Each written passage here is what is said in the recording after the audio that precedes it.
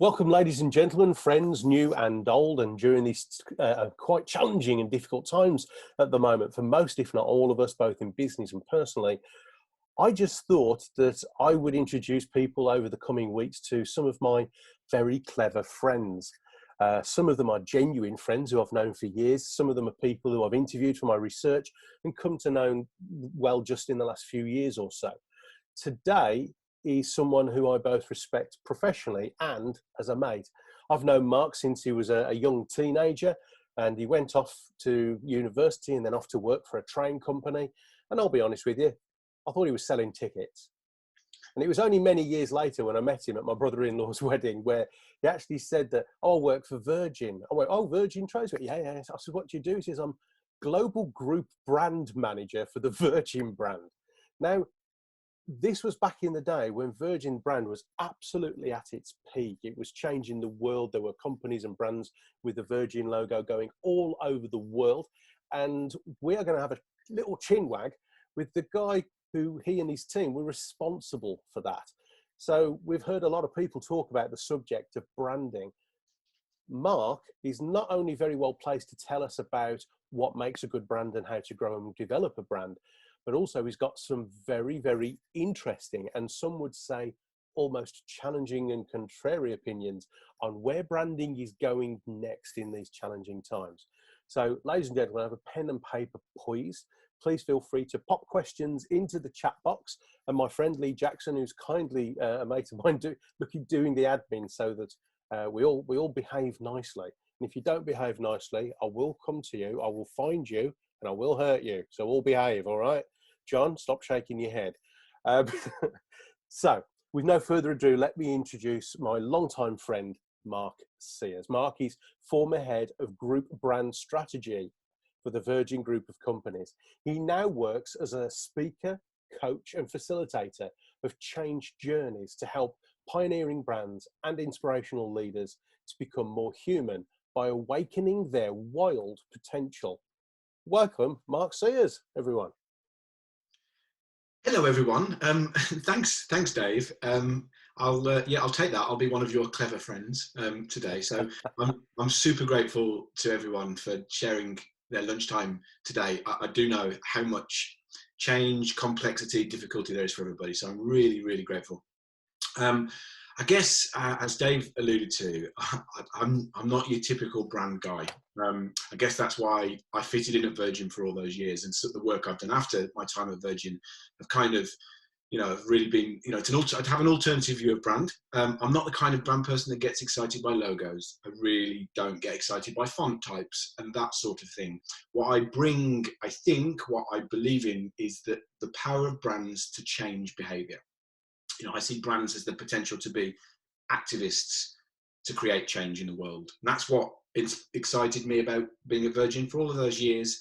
And when I see brands out there that are changing things, I see that they're taking an activist view. So if there's one thing I want to get across to you today is your brand in this current climate of complexity and change and challenges, how can your brand take a more activist view? And to do that, we need to actually become a little bit more human than we currently are. I love what you said there, Mark, about how a brand should be used to change behaviour. And a good friend of mine, Neil Bakewell, who taught me the publishing business that I run, and he writes historical fiction, and he's quite a historical nut.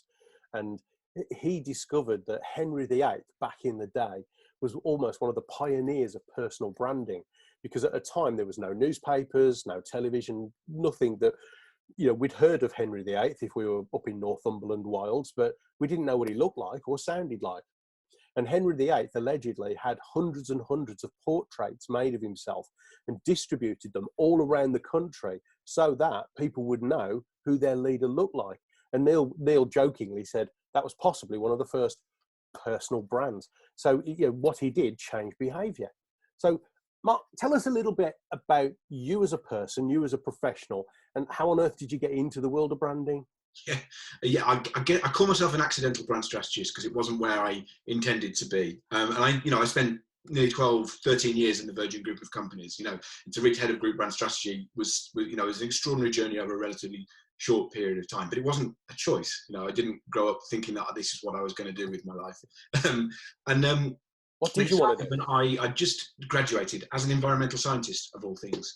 And I'd moved back to the West Midlands. And it was the time that Richard Branson and Virgin had taken over the two worst performing train routes in the country, West Coast and cross country. And he'd been on television and he'd said, I'm going to grass over the M6. That's what I'm going to do. We're going to grass over the M6. Now, as a teenager, I grew up in Walsall in the West Midlands at the point where the M6 and the M5 joined. It's the busiest stretch of motorway in Europe, as I understand it. So when somebody's talking about grassing over the M6, I'm going to get really quite excited about that. That was an idea that a change that I felt I wanted to be a part of, but you couldn't just go and join that whole organisation.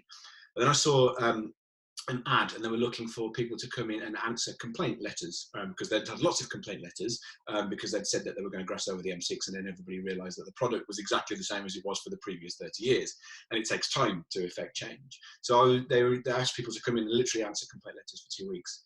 And somehow my face fitted, and I stuck around. I got involved in the whole program to build new trains, completely redevelop train travel, which saw, patronage grow by 300% over the course of the time that Virgin Trains had that franchise. So I felt like I belonged in a place.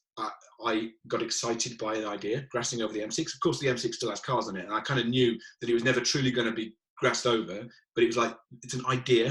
And that's what, brands are ideas that you can get behind. And that's what excited me, and it kept me in. And I guess it was sort of 6 or 7, 8 years into my journey, and I was supporting Virgin Trains look for new business opportunities. And that's when Virgin Group started to work with me. And then they brought me in at that point to support them. So Virgin Group, just to explain a little bit of what Virgin Group is, because it's that little bit that nobody really knows exists, that's at the centre of Virgin, and it licenses and it governs the brand into all the different Virgin companies. There's about 200 different Virgin companies around the world. Really? And it licenses the brand, and it sort of supports the Virgin companies to embody the group brand values. So whether you're a train company or a bank, you all need to embody the brand values. And whether you're in India or whether you're in England, it doesn't really matter. You all have to embody the brand values in the best possible way. So that was the work that I got involved with. We launched new Virgin companies, and I did a little bit of policing. It wasn't too much policing, but it was more about encouraging and inspiring and supporting Virgin companies to be the best Virgin companies they could be. And it was wonderful. And in that time, we made the only change to the group brand values that have ever existed. The brand values are the same as they ever were 40 years previously. But it was the time when we were really starting to get to recognise the need to be looking after both people, sort of the well-being of people, but also the well-being of the planet. And so we made the first ever change to the group brand values during the time that I was there, which was a wonderful thing to do. And I think it has been guiding Virgin investments to this date. And also got involved with amazing projects like supporting the Desmond Tutu Foundation in Cape Town, and which was an amazing thing to be able to have the opportunity to do. And Archbishop Desmond Tutu is every bit the most inspiring leader I've ever had the opportunity to be around. So it was just a wonderful place to be for 12 years. If you're going to be a name dropper, you name drop Archbishop Desmond Tutu. That is like a name. It's awesome. So tell us a little bit about your time there, and tell us perhaps why it started as a dream job, but I'm guessing that you left for a reason. Tell us about that. Yeah, I guess, why would you leave a dream job? Why would you leave somewhere where you could have the chance to hang out with Archbishop Desmond Tutu? But I guess, so ultimately it comes back down to personal purpose. So I was, I deeply believed in what Virgin Trains were doing, and I believed in the power of brands to change things. It was just after the birth of my first child, and I guess I came to realise that I'd become known as Mark from Virgin. That was who I was, Mark from Virgin. And it was almost like From Virgin was my surname. And I guess just the simple, crossing that threshold to become a father made me awaken to my own personal purpose, and why, I didn't mean to be a brand strategist.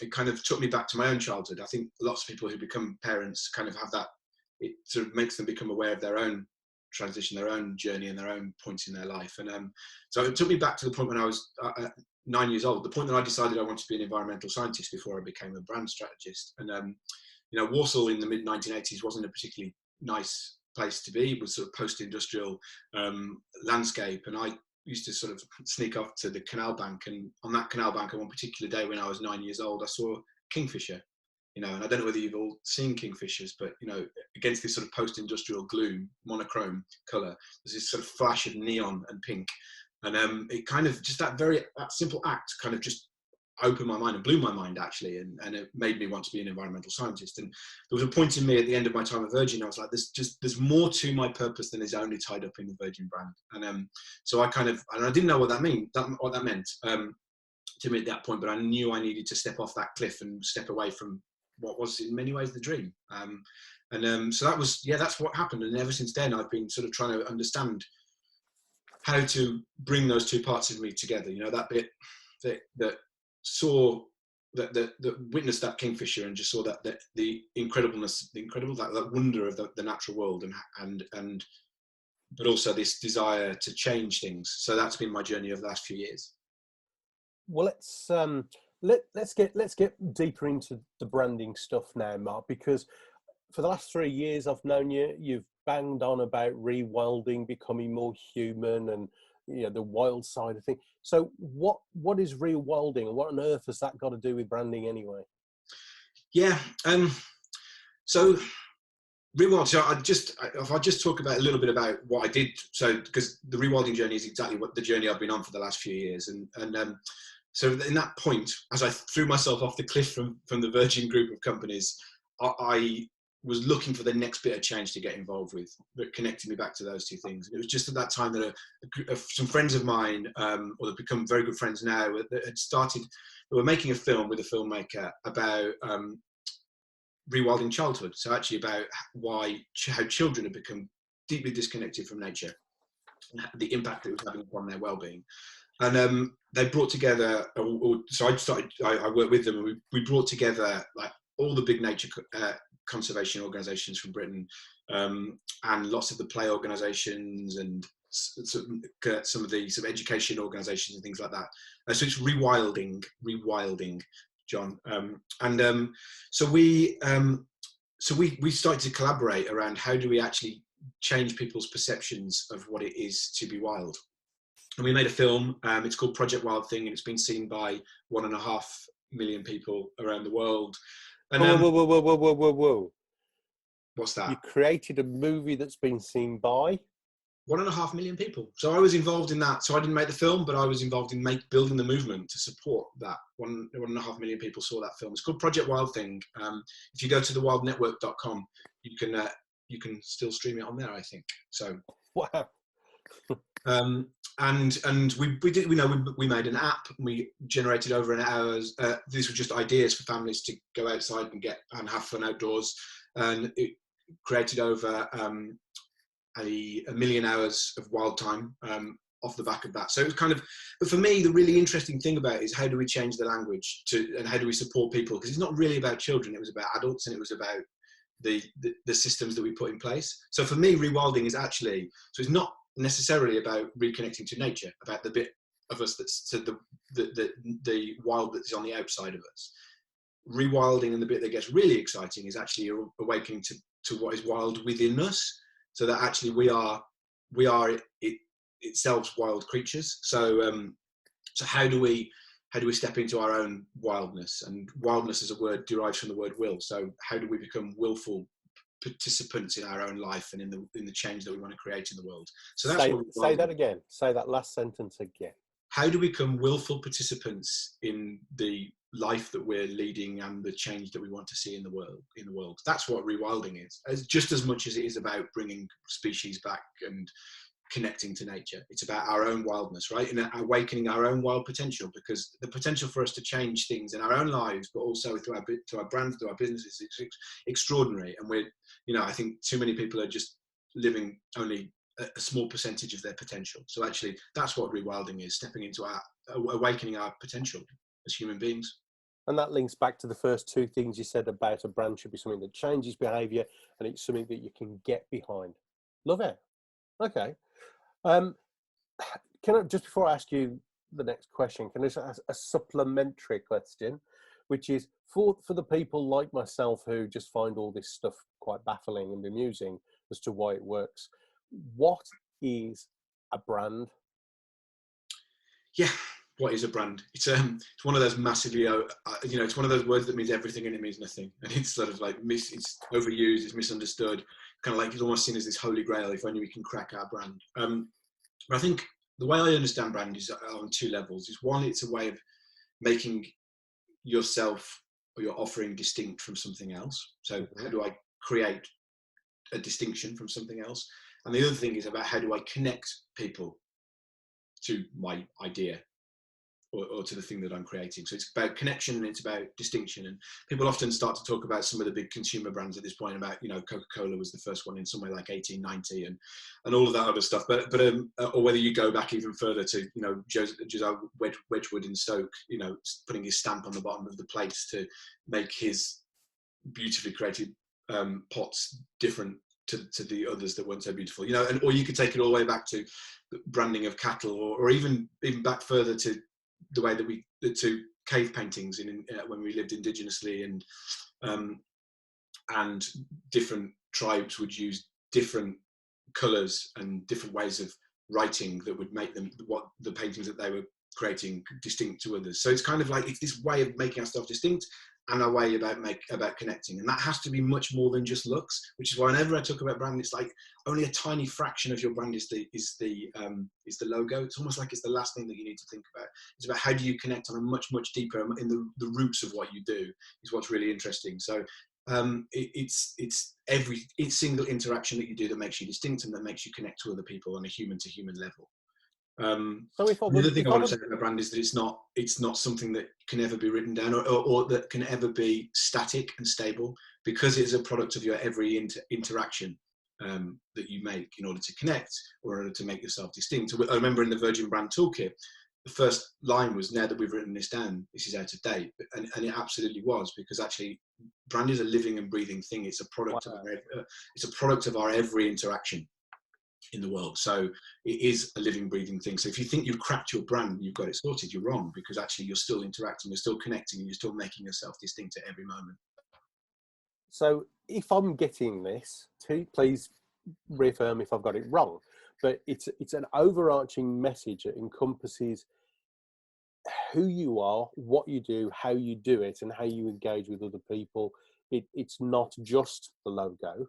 It's a whole essence of why we do what we do, and as well as how we do it. Is that right?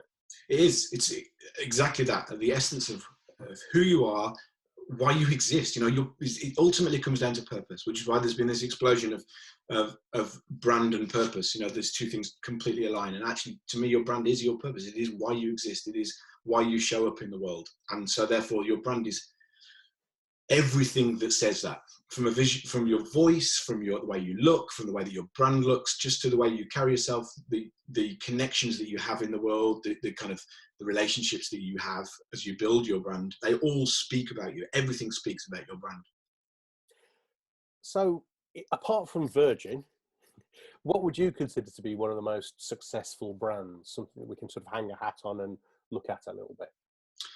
Well, you see, when I ever get asked this question, it's always hard when you've been in Virgin to kind of look at other brands, and because you always seem to come back to Virgin. But I guess for me, I'm going to go completely away from consumer brands at this point, and I want to talk about Pirates. Pirates, I think, is probably the most successful brand out there. As in Captain Pugwash, as in Captain old school Pirates. Exactly that. So the visual brand, and there's so much depth to this. There's a whole book written on being more pirate by a guy called Sam Conniff, who's also a speaker as well. But no, seriously, look, if you see the skull and crossbones, you know exactly what is coming your way. That brand speaks volume. So it's a visual brand, yes, and it's still, that's a brand that hasn't really been changed for generations, for decades, for years, hundreds and hundreds and hundreds of years. But actually, what that brand spoke of was a set of values, and that set of values is what it is to be pirate. Now, being pirate wasn't just this random group of people that went off sailing the seven seas, ransacking other boats. It was actually a whole way of operating that was different to the standard way of operating as a nation state, if that makes sense. So what they were doing was they were building an entire new system, which was about being alternative about being different. Disruption. Disruption, exactly. They were the ultimate disruptors. They were disrupting the status quo. Yeah. If you look at the rules and the sort of values of being a pirate, you know, the way that they distributed wealth was like way ahead of the way that standard nation states were distributing wealth between themselves. And the other thing is, they often are considered to be warmongers because they did sort of the whole part of what they were doing was about taking money. But ultimately, there's an argument that says that the pirate brand actually created more peace than it did war because it stood for something so powerful. Because effectively it said, as soon as you see the skull and crossbones, it's like, I'm going to steer around there. So it actually meant that people stayed away from them, which meant there was more peace than war. So actually, if you think about brand as storytelling, if you think about brand as creating, building an idea, disrupting it, changing something, I always go back to pirates. So I think everybody needs to be more pirate. And it fits with wild. You know, they were the kind of wild people that lived on the edge and the margins, but they changed the way that the world worked. Well, you say they created more peace, unless they wore a blue jumper like on Star Trek, and then when they went out somewhere, you knew they weren't coming back. That was going to be a complete car crash. So, rewilding. Now, you come from the corporate branding sector. You work with individuals on their personal brand, small business brand, big business brand. However, if you're going to be pushing down this rewilding route, do you think that's going to sit comfortably with them? Not always, no, because it's disruption, and we're asking people to be to behave differently. And you know, I guess a big part of all of my work is it's not just what you do; it's the way that you do it. There's a song there, isn't there? But I'm not going to sing. But like you see, so many people that are talking about brand disruption, and it's change process. It's kind of flip chart change process, you know, and it's textbook ways of looking at change. And I guess once you start to apply the rewilding rewilding lens to the way of building brand and doing business, you actually start to see it's the way that we do it, which is why most of the change journeys that I do is about getting new forms of inspiration. So we look to natural systems to inspire us to look at how we can build our businesses, build our brand. We actually, you know, we do workshops, and we do them outside, because if you want to develop empathy and you want to develop creativity, the best place to do that is actually stepping outside of the normal place, the normal places that we work. And that's not easy for everybody, but it is where the magic happens. You know, it's like awe and wonder is the way to wake up to the potential of ourselves. And I think we too often hide behind the kind of normal ways of doing business. Do you know what? You actually brought back a memory there of many years ago when you and I stood above cloud level as dawn was rising on Scarfell Pike when we were doing the Three Peaks Challenge. And I can remember truly, for possibly the first time in my life, being overcome with the awe of nature, a real connection. Okay, so you're hooking me. Okay. You're hooking me. Good. Now, there's quite a few people on the call who are either working for themselves, sole traders, run micro, small, or even medium-sized businesses. I don't think we've got many people from big corporates. We've got a few big businesses, but not big corporates on at the moment. But answer this question for me, if you will, Mark. Why would they need to change the way they think about the way they build a brand? I think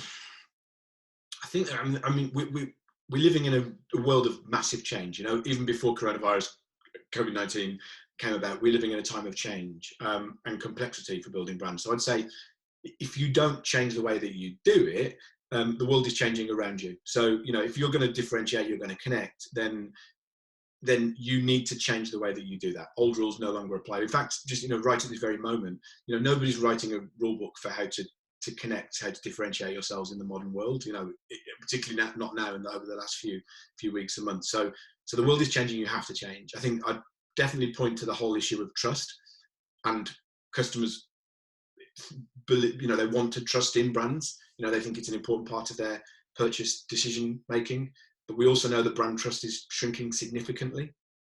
So, you know, if you want to build trust in the modern world, you know, you have to think of new ways of doing it, and actually through your visual brand isn't enough to get people to trust you. You actually have to connect on a value to value level. So we've got declining levels of trust, which means you really need to connect on human value terms. We've got a situation where we all experience it. We might over the short term feel like we've got a little bit more time, but for many of us, actually, even in the current crisis, we don't have more time. But in general, in society, time is this most precious of resources. You know, a piece of content on Facebook is in 1.7 seconds or something like that. You know, it's like all our competitors seem to have more marketing budget than us. You know, all of these reasons that mean that it's almost impossible to get ourselves to be noticed in this kind of really complex, difficult world. So again, we've got a heartbeat in order to get our message across. So the best way of doing it is connecting on a heart-to-heart level. You know, it's more effective than any algorithm at getting noticed. I try to think of sort of practical examples to get my head around complicated things like this. Because I know for you it's not complicated, but for me, I'm going, you know, brand communication, it's all, and it made me think. I heard a political commentator talking about how at the moment in current times it's the small person with a real sense of purpose and community who's being heard, like Captain Tom, who's, you know, 99 years old, bless his heart, walking 100 times around his house and smashing 20 million quid for charity at the NHS. Whereas the people who were shouting the loudest before, the people polarised edges and extremes of society who were just, where are they to be seen now? Is that because perhaps their brand wasn't authentic and it was just a sort of polarised soapbox, or a bad metaphor, but do you understand what I mean? I entirely do. And I think it's that whole thing of, it's like the current situation is more rapidly than ever before shaking out the human from the inhuman.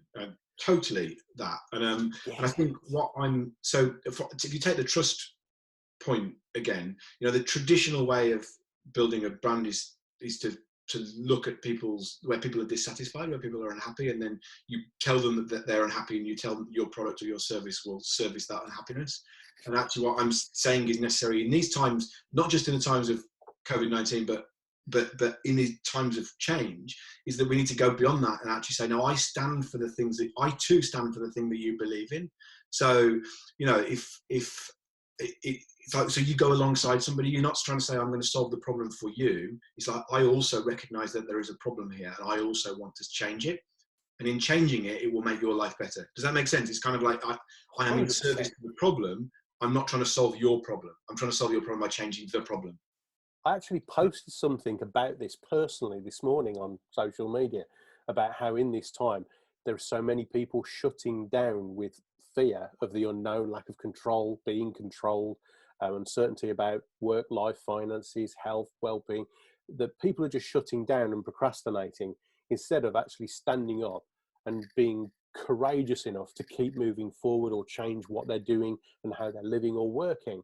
And I think a lot of people watching this, I mean, I'm going like this because I only woke up about 2 weeks ago in this crisis. But I wonder how many people on the call right now would actually say, okay, yeah, I'm strong enough to stand up and really live my organisation or personal brand.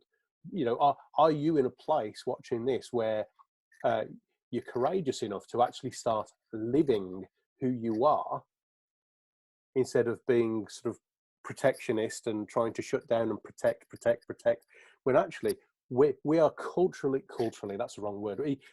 From an evolutionary perspective, human beings, we're designed to evolve. We're designed to grow, to push, to grow and develop.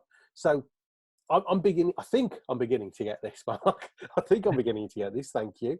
So, and it's not, and, you know, it is a fundamental shift, I think, because it's been forced on us to happen more rapidly than has been happening. It's been a kind of an emerging thing that we need to focus on purpose. And all of a sudden, this has happened this year, and it's making so much happen. Now, all of a sudden, we're being pushed into this place where, unless we're activists for something, unless we make our brand stand for something, we don't even stand a chance of getting noticed. So it's like, what is it that bothers you? What is it?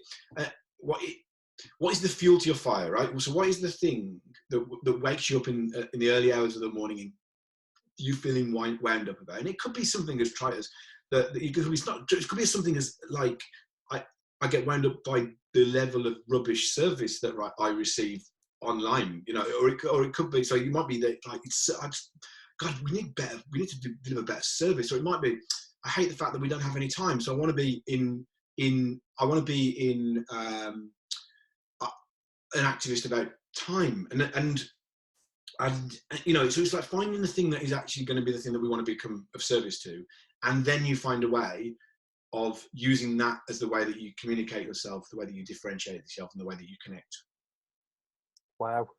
Okay, it's beginning to settle. It's beginning to settle. I've got a two-part question for you, brother. The one is, so how do we, if let's just say we've created this thing for ourselves, this message, whether it be a brand, a logo, an ethos, a culture, how do we build that, and how do we future-proof it?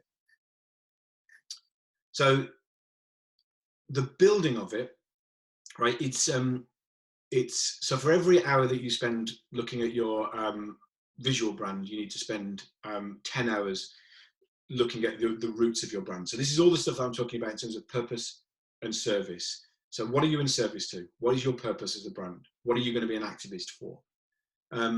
And then you start to look at some of the questions about, am I as a leader, because we all are leaders within our brands, you know, whether we are working within a big corporate or whether it's a personal brand. As a leader of your brand, you're operating in a way that is congruent with those belief systems. So I talk about, are you operating in your genius? And genius is another one of those fascinating words that kind of comes from a really interesting root. So genius never meant that, Dave, you're a genius the way you play piano. It's more about, it was always used as genius with another word after it, which was loci. So actually, when you're operating in your genius, it's actually genius loci. So loci means location. So actually, are you operating actually within your genius? So the Irish still talk about it. There's a genius about this place. And there's certain places that we all know of where at certain times and places, the light comes together, or certain things happen that mean that place lights up and becomes amazing. So I'd say once you've actually worked out how you are of purpose, you need to work out, am I in my zone of genius? Am I in that place where I light up, where I become amazing? Am I being supported by the right people? So make sure you'll be surrounded by the people that are going to help you and push you to become amazing. So that's your genius loci. It's a very specific location. And you can't be there all the time, but it's about, how do I find myself in that real moment of magic that I find myself in? And then the third thing is, you start to embody the change that you want to see in the world. So I talk about becoming a story carrier rather than a storyteller, because anybody can tell a story, but not everybody can carry their story. So it's about, how do I embody it in every single action that I take? Everything that I do creates my brand. So how do I start to walk the talk on an everyday level? If you start to do that, your brand becomes a culture, and your culture is the thing that scales and grows your brand. Wow. So at a practical level, to people running sort of micro businesses, how can they start to do this? If you know they've got a pen and a piece of paper in front of them, what should they start doing, stop doing, keep doing right now to start building and promoting their brand? So make sure you're standing for something. Make sure that you are not trying to solve an individual problem that your customer might have, but actually be of service to that issue. So what are you in service of? And make sure that's bigger than just the pursuit of money. Are you in service to something bigger than that? That would be the first question. And then, how can your brand start to take actions to be of service to that issue? And then explain. So if you are so let me take Patagonia. So Patagonia is another brand that is probably, after Pirates, is probably my second favorite brand. So this is $1 billion company. When people talk about Patagonia, I think this is kind of niche outdoor brand. It's $1 billion company. And they are in service to the healing of their home planet. That's what their mission is.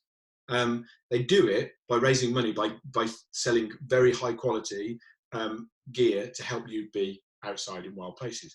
90% of the profits they make are invested in local grassroots activism that are designed to do that healing of their planet. You know, so what they're doing is they're actually making they're twisting their whole brand to be focused on the problem that they're trying to solve, which is, we're in a climate crisis.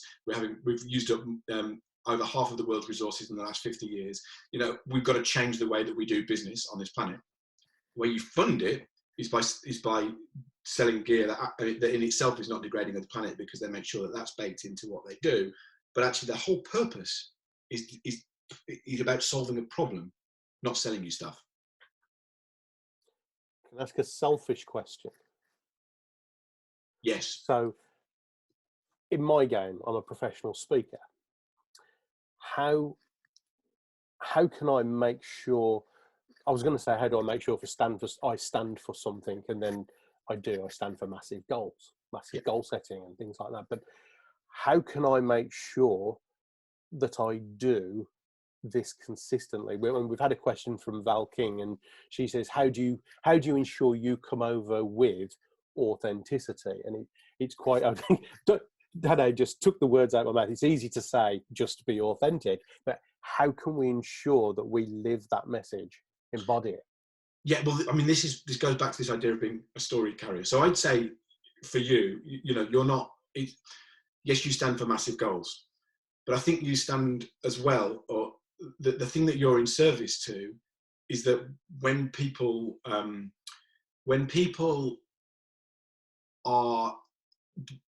sort of working towards their massive goal, they are delivering to they're delivering to their whole human potential, right? So that's what I see when I see you in service to your work.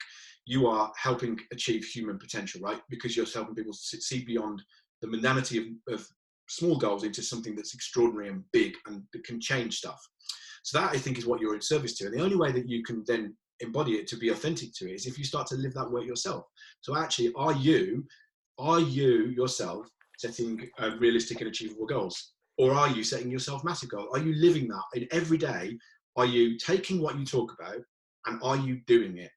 That's the story carrying bit, So you can tell that story that around massive goals, but if you're not living it, if you're not doing it, if you're not making it a part of your everyday existence, then you will come across as inauthentic. If your business is a series of tiny micro goals, it will become transparent. In this world of social media, people will see through that.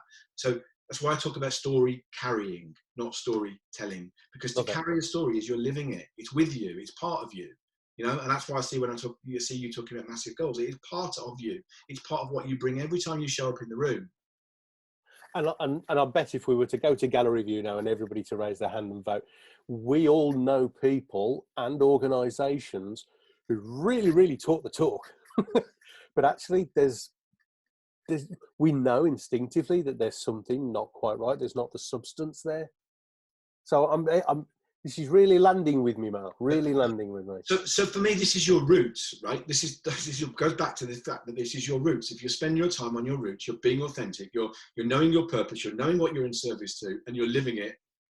You're embodying it in everything you do. Then you will come across as authentic. And there's a reason why that's important, and it's exactly what we're seeing now in this time of massive change when markets have just collapsed.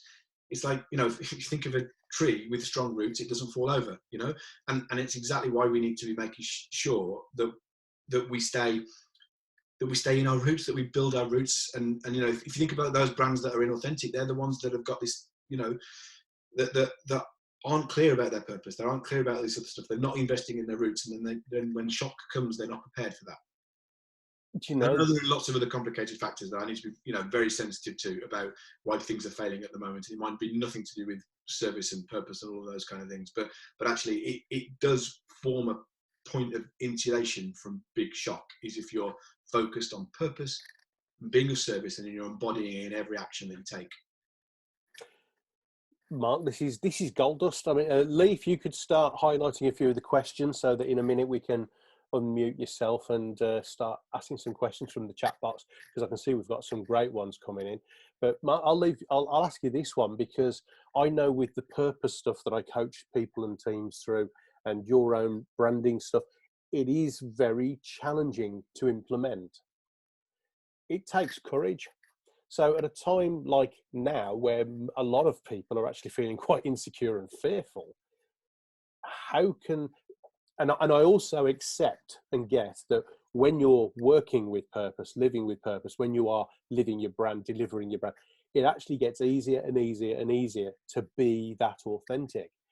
But if, as was the case for me many years ago, I wasn't aware of it and I was putting on the show, but didn't have that substance behind me,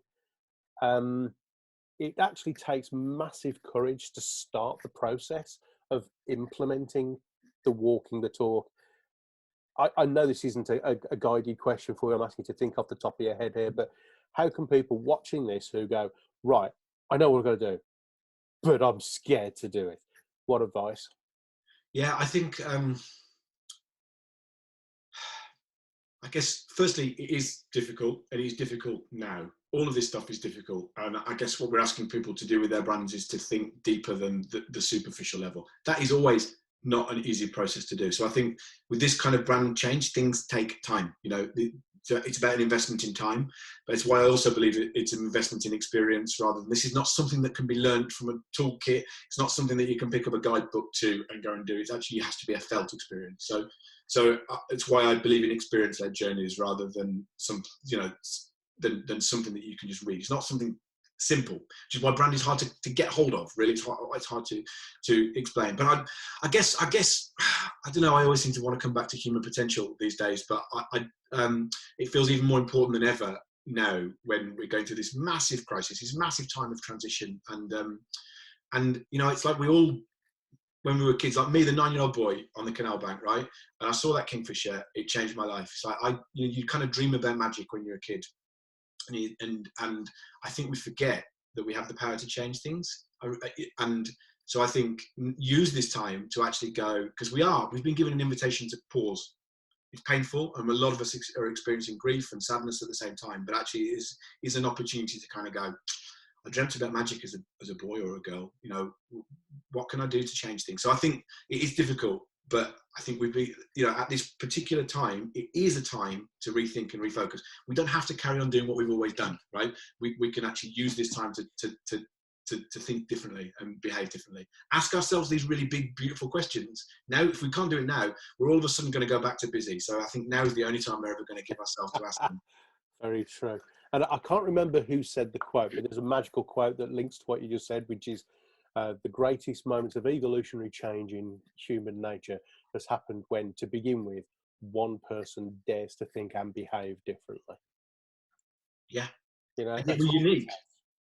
Yeah. We are all entirely unique. That's hence that genius loci point. We are all entirely unique. We are one in many trillion. If you think about life in 3.8 billion years, life being on this planet, the chances of us being here at this particular moment in time is, infinitesimally small.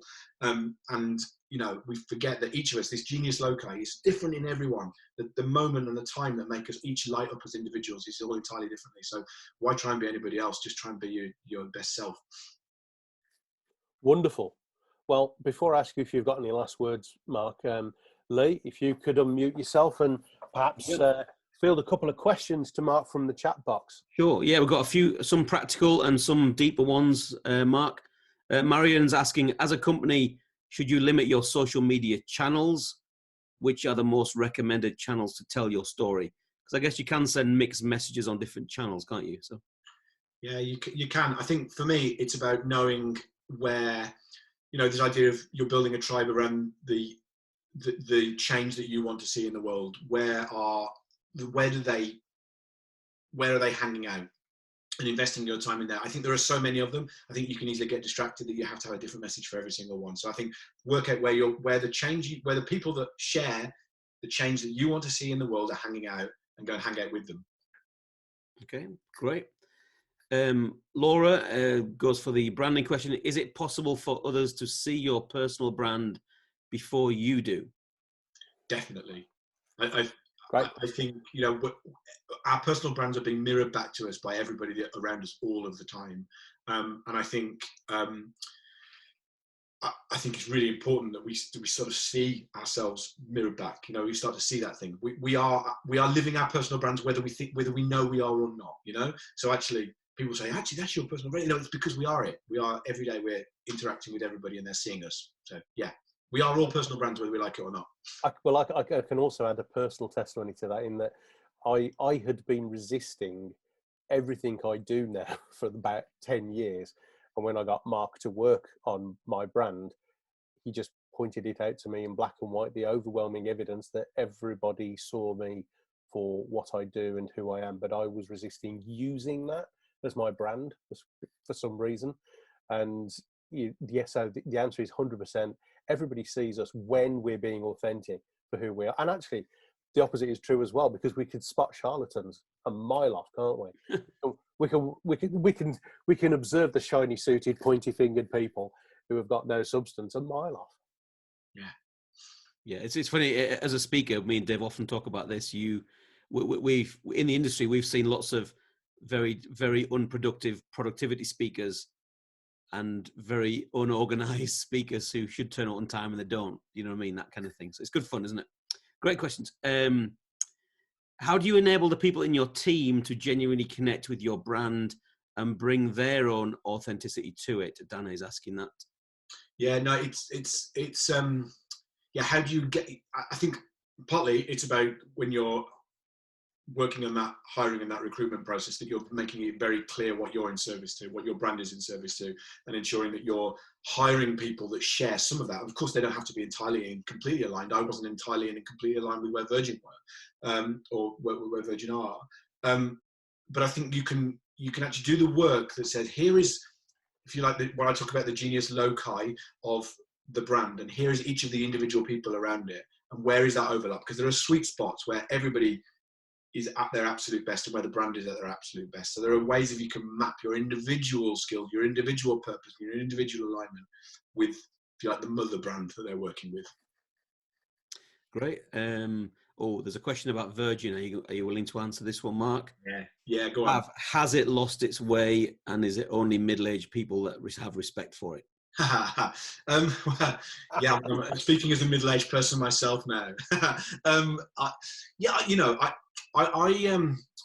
was always this beautiful tension in Virgin between we were always the kids in trainers, which were the kind of brand team, and there were the men in chinos, and they were the kind of investment team. And there was a beautiful tension between those two things. So how do we make money, and how do we keep the brand to its truest and most perfect sense? And I just wonder whether the balance of power has become out of kilter. I think the Virgin brand is so intrinsically embedded within one person, with Richard, and now Richard is 70 this year. So it's like, how does it remain its youthfulness? How does it, we were looking at investing in music businesses sort of 7, 8, 9 years ago, and actually as a way to make sure that the brand was reinvigorated. So I guess, from my point of view is, I think it needs to put its money where its mouth is now, in terms of really showing up and being the thing that it says it's going to be, which is the consumer champion shaking up the market. And I think now is the time for Virgin to stand up. Wow. I think what you've just said there, Mark, is also true in what we're experiencing here in the UK, and I'm sure in other countries around the world right now, where there are certain brands that maybe we respected before, but right now are doing the right thing. They're being of service, they're helping, they're stepping up, stepping out, volunteering, going the extra mile. And, we've always loved our NHS, National Health Service, here in the UK, but right now they're sort of positioned to superhero status for truly showing, and what did you call it? Standing for something and being of service to the problem. They are absolutely walking their brand right now. And I think when you see organisations and individuals doing that, I think it just exudes joy is the word I'm looking for. I love seeing people who are just on it. Yeah, and partly it's down to business models that they have and everything like that. But I think that it's just what Virgin have the potential now to re-engineer themselves, like we all do, right? We're going to be seeing a vastly different world. We already are seeing a vastly different world. There's no such thing as normal again after this. So I think for Virgin, for every big brand, every little brand, it's like, are you prepared to be human in this new world? Are you prepared to, people are going to need, there's going to be more problems that emerge. We're going to need people in service to those problems. So it's like, can Virgin adapt? Can Unilever adapt? Can everybody adapt quickly enough to not to take advantage, but to be of service? And the irony is by going that extra mile, people then come back to you because they know, like, and trust you. Yeah, and they align with that. They align with the change. So it's like, I see that you're trying to change something. And, it's like Unilever's, they've for the last 10 years, they have a sustainable living plan.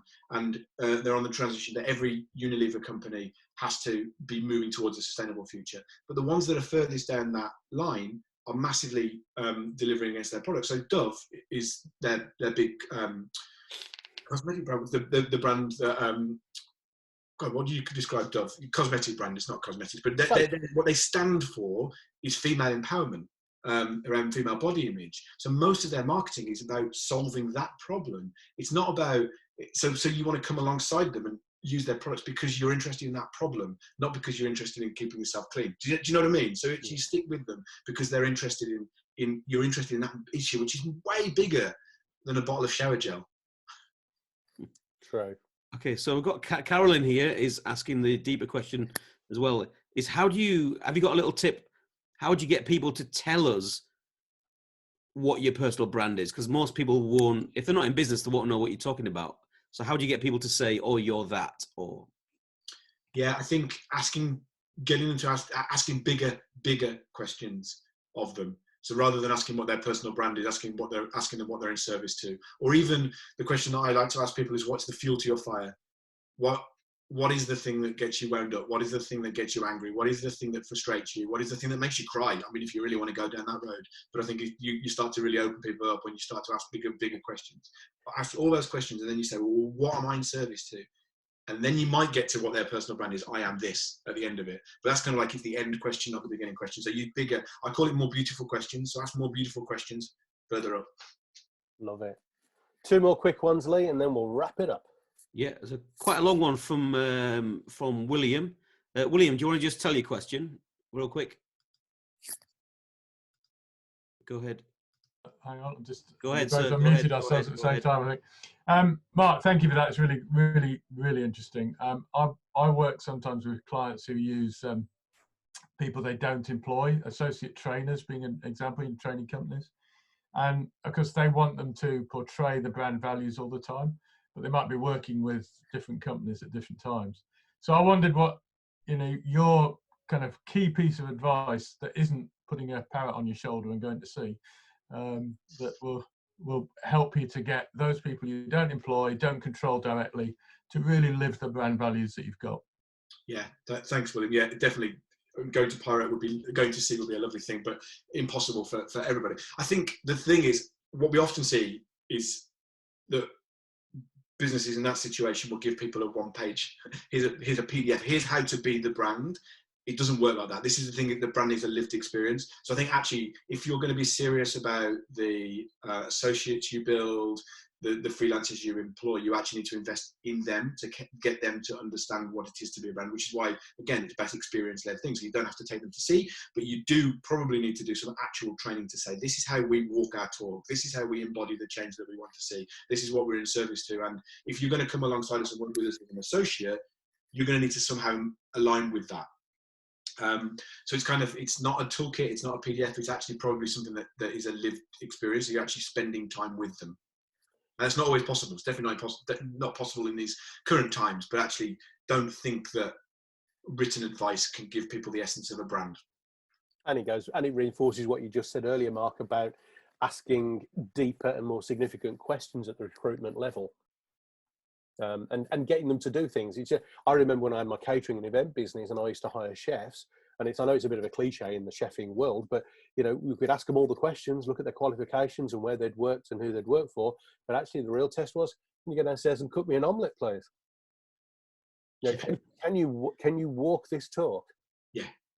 Do you know what you're doing? Okay, so a final question from our friend Leslie Hunter.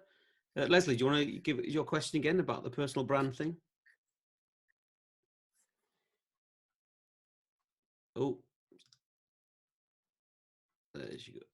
Oh, and just don't press it, Leslie. I'll do it.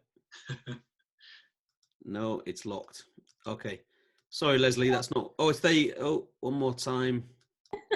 There you go, Leslie. Go for it. Go for it. Hi, Leslie. Hi, Dave.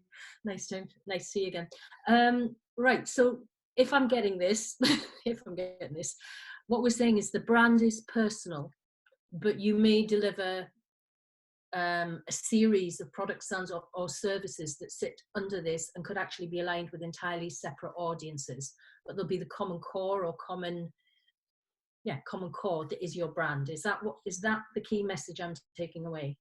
Yeah, that is.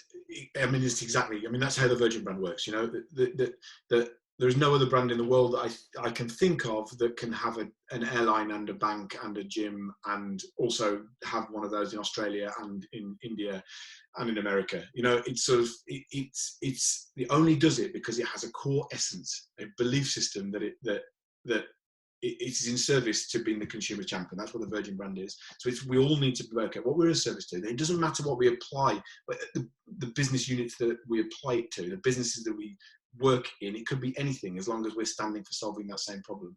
It might limit us slightly, but actually we stand for something and then we apply it in the way that we need to apply it. Does that make sense? I think she's been muted, so I'll say yes. Okay, great. Yeah, she's there. Does that answer your question? Thank you. Thanks, Leslie. Right, Mark, well, first of all, before we sort of draw it to a close formally, thank you very much for your time, your generous nature, because originally we'd got paid people on this call, and Mark and I made a call between us that actually, do you know what? We need to walk our brand, and we just decided, make it free, let's be of service. So at the end, I'll ask everyone to thank you, but Mark, personally, thank you, my friend, for being so generous with your expertise. Can I ask you, is there any one last thing you want to specifically add? And then on the back of that, tell us how people can get in touch with you if they want a next step with you, mate. That's lovely. Yeah, I think I just want to speak about the times that we're in, actually, and just because I'm conscious that I deliberately didn't speak too much about COVID-19 and coronavirus. So I just want to say these are times of deep transition. So I think the thing that I'm saying to everybody I speak to at the moment is the line, be excessively gentle with yourself. So I think that goes to you, Dave, it goes to everybody that's here, just be excessively gentle with yourself. So that's the main thing I want to say is, so I'm in this, you've seen a sneak preview of what's going to be out in the world later on this year. So this is an offer that isn't sort of public yet. So I don't have a website ready yet. It's going to be launched before the summer solstice. You heard it here first. But my LinkedIn profile, so if people want to hear more, get in touch with me on my LinkedIn profile. You know, if you want to take this further, I mean, usually I do coaching sessions that take place in the natural world. You know, we are more human when we're out there, and I do that. I realise we can't do that at the moment. So, but I'm offering some online coaching at the moment. If people are interested, get in touch via my LinkedIn, which you'll find me as Mark Sears simply on LinkedIn. Not Mark Sears simply, just Mark Sears. Well, Mark, I think before you click off, you need to have a read through the chat box because people are posting some very lovely messages for you. It only leaves me to say, sorry, did you just say via LinkedIn profile? Did you say that? I did say that, yes. You did? Wonderful. In that case, my friends, ladies and gentlemen, I'll give you Mark Sears. Thank you very much indeed, all of you, for being on the call. Thank you very much for your time, your energy, your contribution. Mark, your ledge, thank you very much. Have a terrific rest of your day, my friends. And in 2 weeks' time, if we're still in this crisis, let me know who else you'd like me to interview or what subject you'd like covered, and we'll see who else we can get on these calls. And stay safe and well, everybody. God bless you all. See you soon. Thank you.